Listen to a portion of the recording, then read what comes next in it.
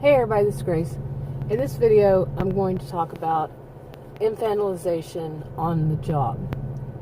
And I'm going to give an example that I actually went through. It was several years ago, probably, I'd say 11 years ago maybe.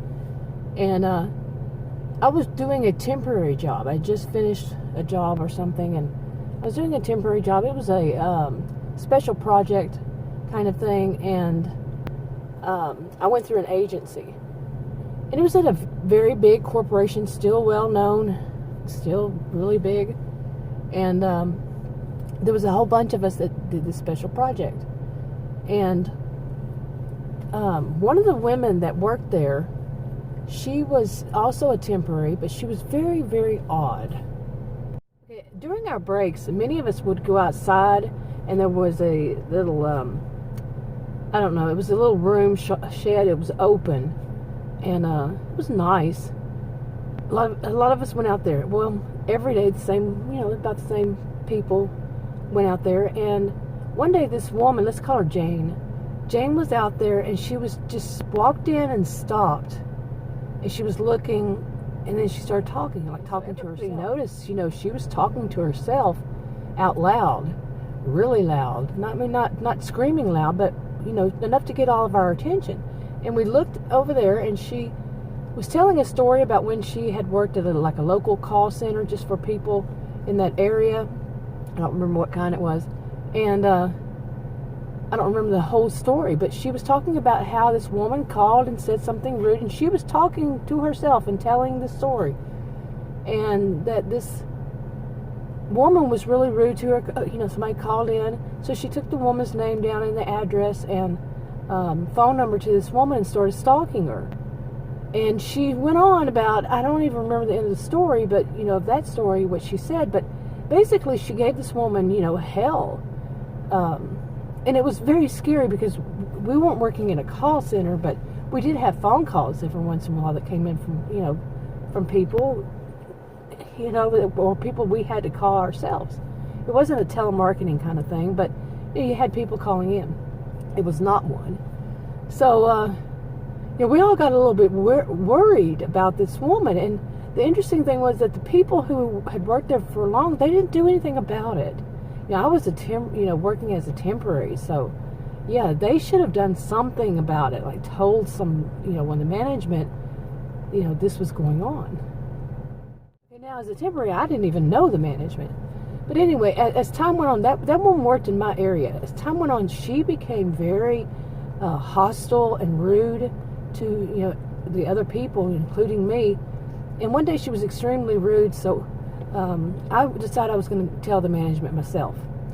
Well, our own manager, she was at some meeting or something, and many of them were. There was only one woman. I found her, and she was around my age, and I went to tell her about what was going on. And this woman, Jane, she come running up. Like she knew that I was going to go and talk to the management. So she ran up and she started saying all kinds of things and, talking over me, this kind of thing. And the manager, she said, look, if you two can't get along, you both need to just leave. That's it. You're not going to work here. And then she started saying things like, that you're acting childish, and you don't need to be working here if you're going to act like children. You two need to get along. And I was shocked. I was totally shocked. Now, we all know that there are people out there who are kind of what these days everybody calls narcissistic. They're rather abusive, emotionally abusive, verbally abusive, and both in that situation Jane was and that manager. So I walked, left, took my phone, went outside, and called the temporary agency and told them what was going on. And I had worked at that temporary agency while I was a student, off and on, for years, So I called them and told them what was happening. And they said, well, just stay right where you are. We're going to give them a call. So she gave the woman a call, the manager, and the manager, they called me back, the temporary agency, and they said, well, they were asking if you just go ahead and leave, end the assignment. And I was shocked. Now, I was younger, like I said, well, it's 11 years ago. But yeah, so much, back in them days, and probably still today, is about money. You know, the agency was getting money. It was a big corporation. They don't want to lose their contract with them. Yeah, you know, so I wasn't, you know, sounds cynical, but life experiences, my life experiences at my age, yeah, and people I know, yeah, we know the score, and the score was always that going to management didn't work. Now, I'm not going to say this for everybody, and, you know, I'm sure I've heard stories, I actually experienced it. You know, when you have something going on to go to the management, and then there's a chain of command. I always hated hearing chain of command. You know, they would tell you that when you first start a job. The chain of command is this. Now, I'm not in the military, so anyway. You know, so that was it. Then, you know, our HR, which my experience with HR, except for, well, they didn't even have HR, my one experience that was okay. But overall, HR is there for the company or corporation to keep them from having legal issues against them. That's my experience, and that's not what people will tell you that it is all about in HR, but it is. That was mine. I can't generalize and say it's everywhere like that, but that's been my experience and experience of people I know, except for one case. I can't give anybody any advice.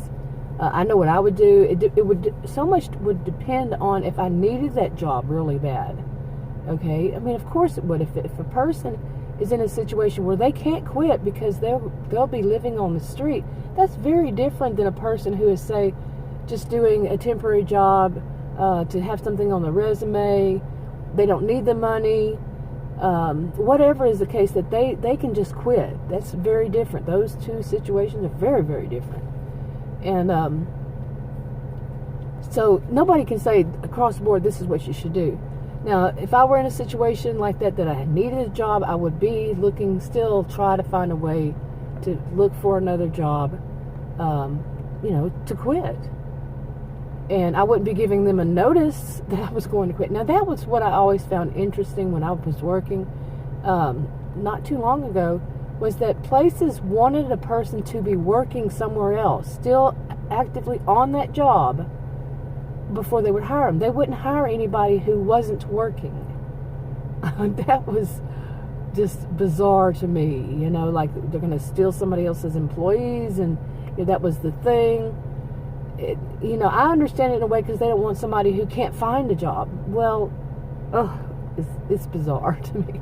But anyway, that's what I would do. And for some people, maybe seeing a career counselor, because from my experience and those of others, the certain jobs have like a you know, their HR is that way, and in some fields it's not.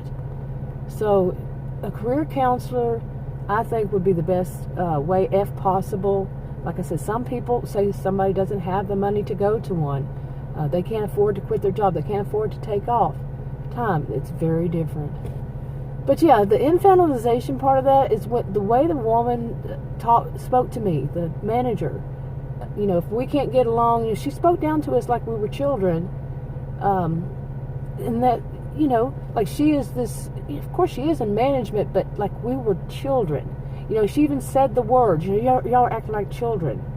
No, I was doing an adult thing of going to management and saying, this person, you know, none of the other people did. This person is acting weird, you know, erratic. It just, behavior was mean, rude, whatever, however I stated it. But I was doing the mature thing.